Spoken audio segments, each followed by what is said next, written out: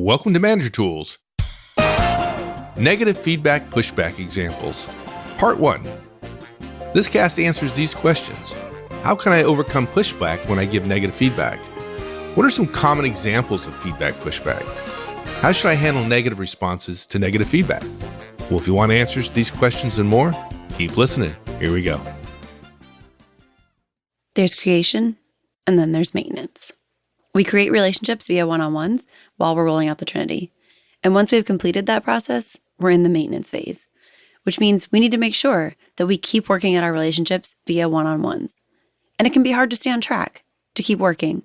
Entropy is always against us, which is why we recommend Roadmap. It allows you to track, to maintain, to nurture those relationships. It's how we measure, and it's how we manage. Get Roadmap with a personal license or an on-site EMC. Mark, we've said it many, many times. We are all, I say all of us, are a little defensive when it comes to negative feedback.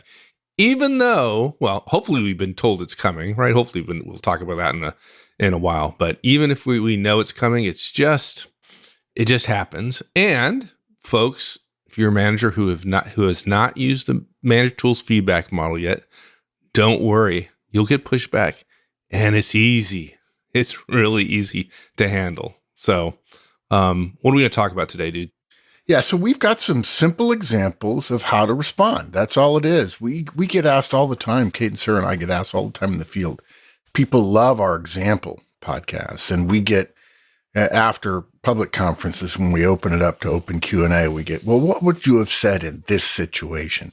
A lot of the times it's that a manager has described what happened emotionally through the lens of intent, through the lens of motivation, through the lens of sabotage or traitorous, or you must be, guessing at people's intent and so on. And so we help them translate that into behavior, which is much less problematic for most people. But we get a lot of questions about examples. And so these questions in many cases come from managers who have never used the model and don't understand one of Horstman's laws, which is never introduce a change to how you're going to manage people without first taking the time to introduce that change to them.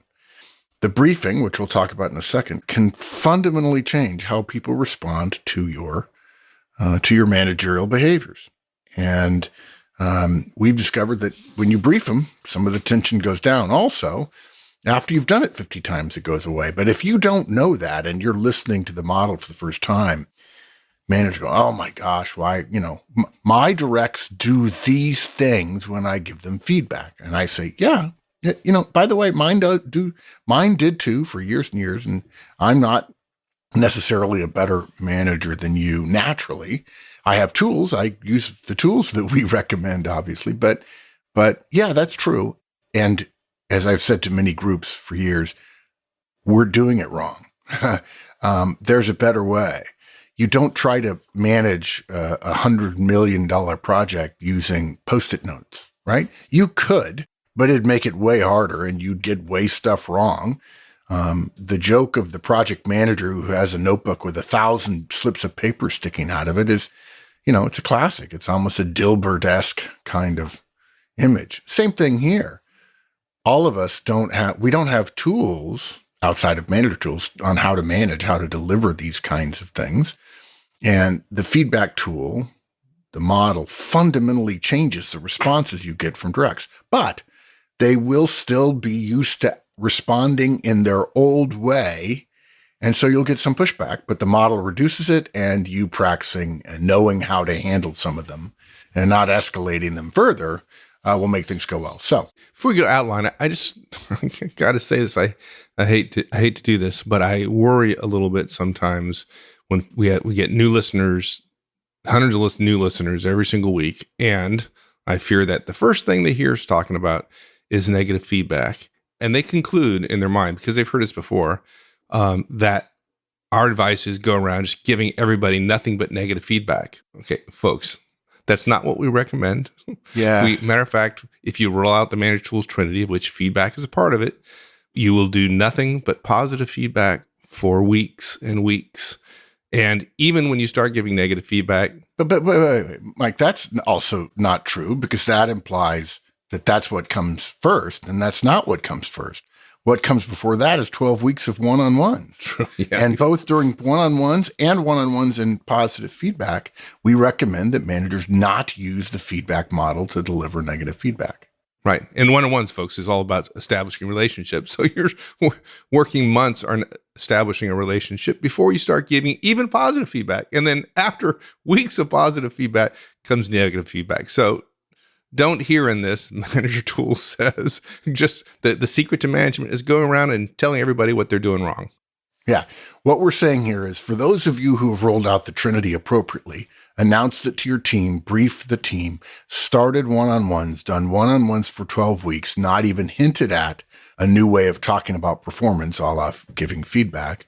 And then after 12 weeks of one-on-ones, briefing your team again, and then giving positive feedback for only 8 weeks, and continuing with whatever technique you used to use when one of your directs messed up, which for the vast majority of managers is nothing at all. When you do get to negative feedback, and we make no apologies for the fact that you won't do that for 20 weeks, 12 weeks plus 8 weeks, we make no apologies, because the data say overwhelming. It takes that long for people to get used to one-on-ones and the feedback model before you can start giving them negative feedback. And if you think that our guidance here, to make Mike's point a little differently, is that all you have to do is be able to handle these kinds of objections when you start rolling out feedback naked, like a naked bootleg with nobody in front of you, no one-on-ones, no positive feedback, no briefings. If you think this will help you, it will, but only in the sense that one glove will help you in a rainstorm. You need an umbrella and a raincoat. So one glove is not going to be enough. Okay, so here's our outline. The first thing we're going to do is remind everybody to be proactive. And then we're going to give you 3 examples. What happens when your direct wants to explain why they did what they did? And my favorite one of that is the word just. If they say just, I was just so-and-so, that means they're explaining why. Secondly, they flatly disagree with you, and we call that the you're wrong situation. I'm saying to you, you're wrong. It didn't happen that way, which may or may not be true, but it doesn't matter.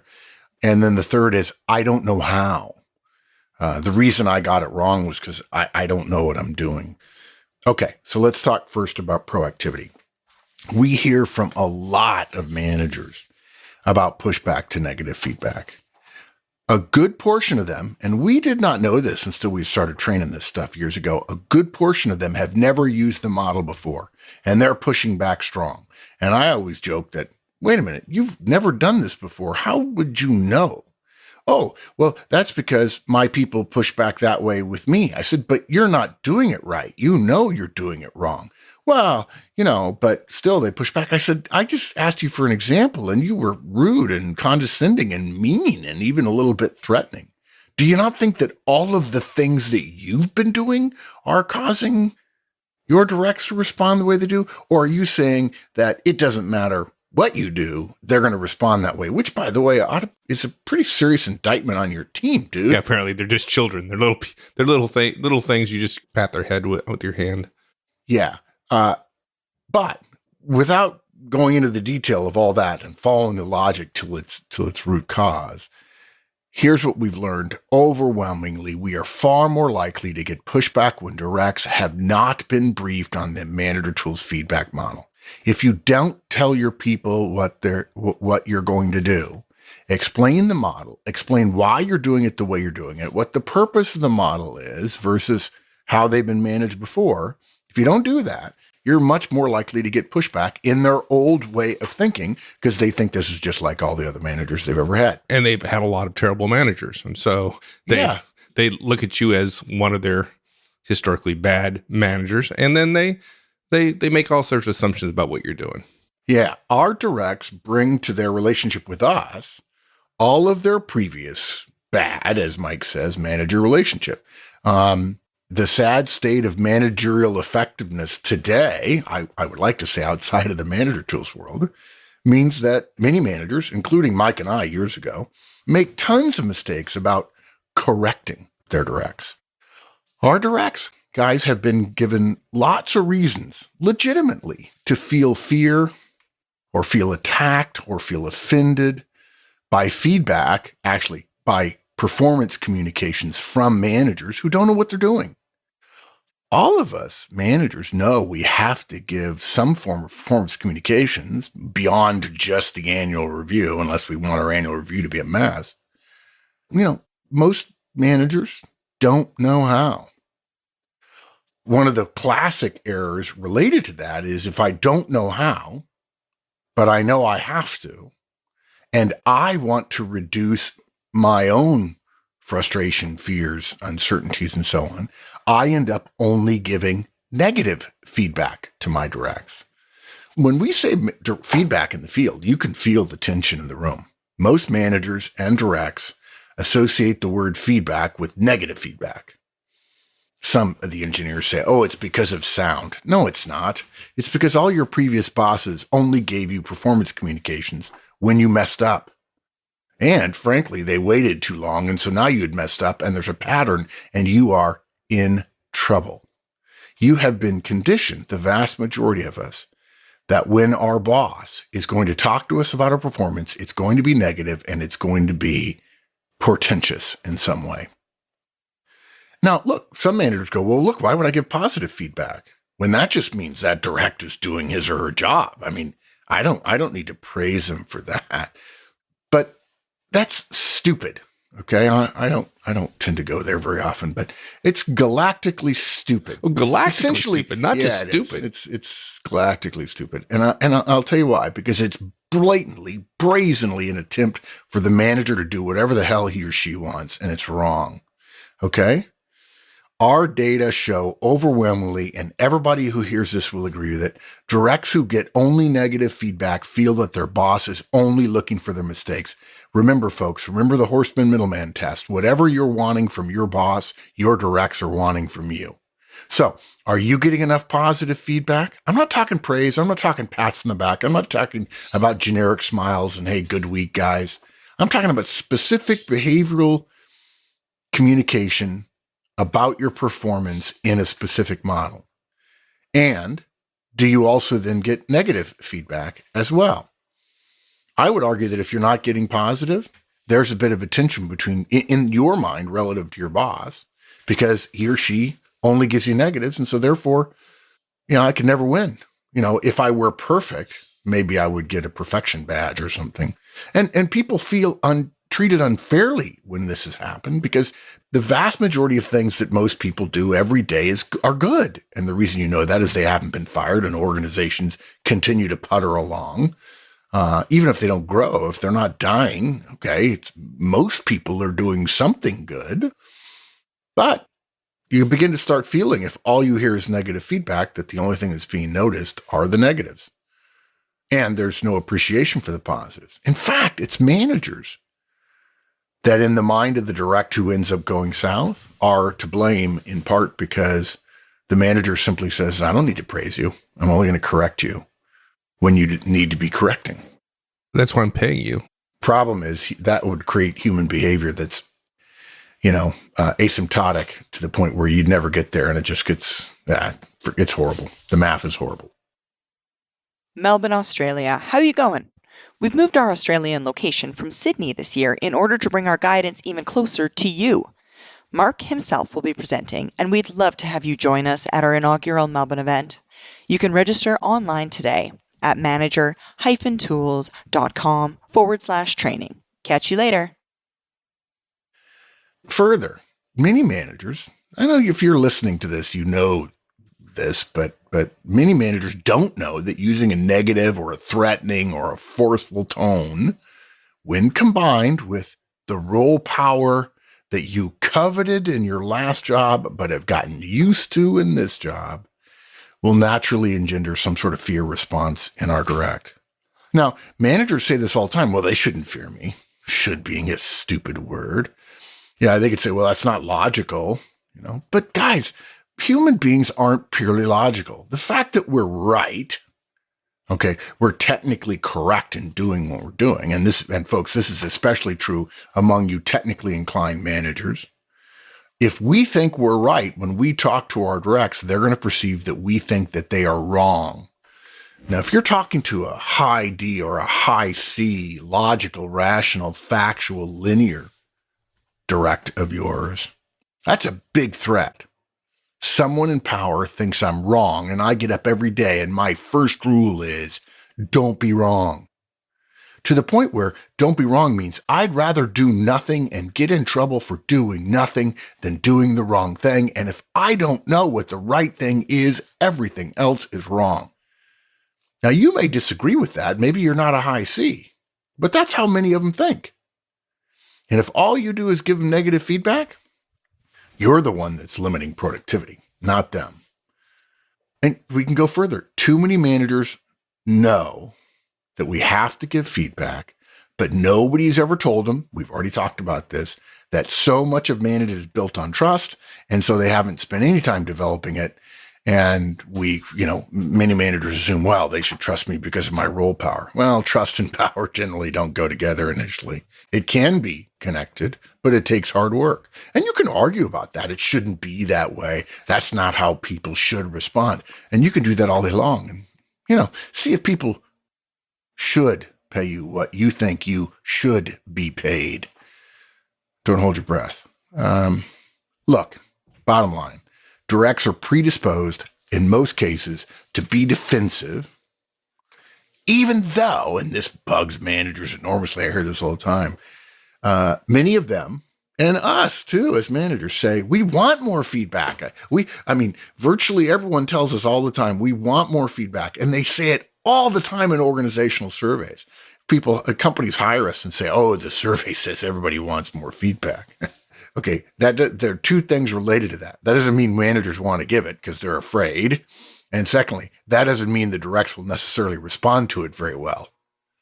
Well, why would they want something that they would not respond well to? That's like saying no to an ice cream cone. Yes, sometimes we're all petulant. It happens.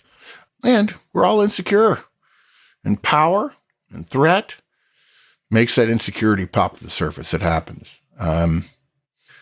Regardless of whether or not people tell you they want more feedback, very few people that we know are prepared to live in a world of high-frequency feedback. NFL players are, Major League Baseball, Major League Basketball, it's nonstop.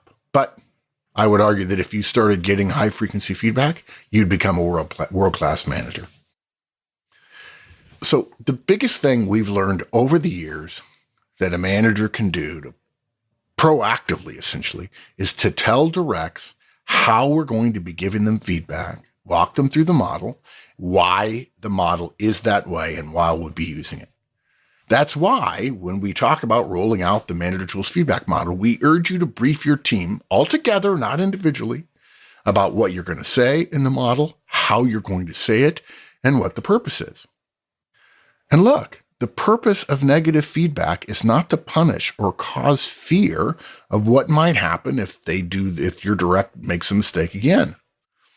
And even when we start giving feedback in the model, even when we do try to give more positive feedback, directs are going to take a while to realize that our delivery and our intent are not threatening, again, because of their past managers or the fact that they were in school. So brief your team, tell them the model. Give examples like the ones here. Take the energy, some of the retribution energy out of the discussion with them by giving them these examples and say, look, this could happen. You're going to feel like you want to say this. And guys, here's what I'm going to say. And hopefully you'll realize there's a good reason for it. And you don't need to push back. There's no need for it. Tell them, remind them over and over again.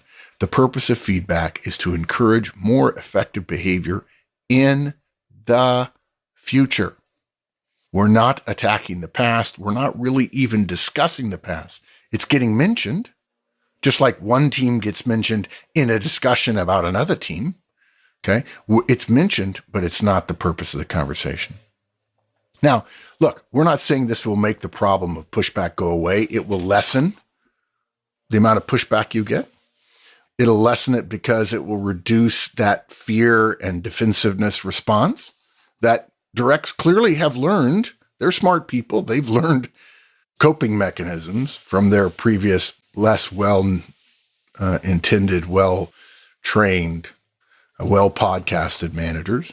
And as I mentioned, don't assume that a less experienced professional, somebody just out of school, won't feel defensive. Maybe they haven't had a bad manager doing feedback poorly, but they weren't getting any professional level feedback in school either. And they're going to be insecure about their professional abilities if they're just starting out their career. Okay, enough about briefing, yeah? We're going to talk about today. Who's our special licensee this week? Our special licensee is Chris Capisser. Has been with us since, I think, 07? March of 07. So a long, long time, continuously from March of 07. There have been some people, we had hundreds of people sign up the very first day, but they haven't stayed licensees. We've lost, I think, I've gotten at least 50 notes in the last 15 years from people who had retired as a licensee and say, can I save the $200 a year? I don't really think I need this stuff anymore. I really like it. It's great. In fact, it reminds me of, it's like reading the Wall Street Journal, one guy wrote. I'm like, that's pretty good. That's pretty good.